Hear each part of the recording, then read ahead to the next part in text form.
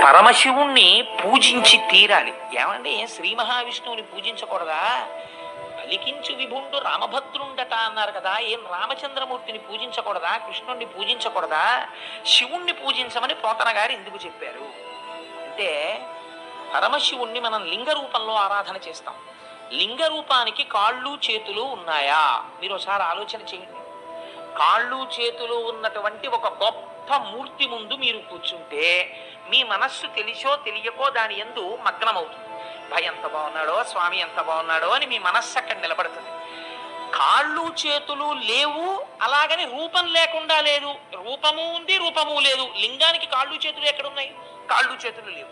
పోనీ అసలు రూపం లేదంటావా? ఏదో ఒక రూపం ఉంది శివలింగానికి. కాబట్టి ఇప్పుడు ఏమైంది? రూపము లేదు, రూపం ఉన్నది. అరూపరూపి. అరూపరూపి అయినటువంటి లింగమును ఆరాధన చెయ్యాలంటే మీరు సాధన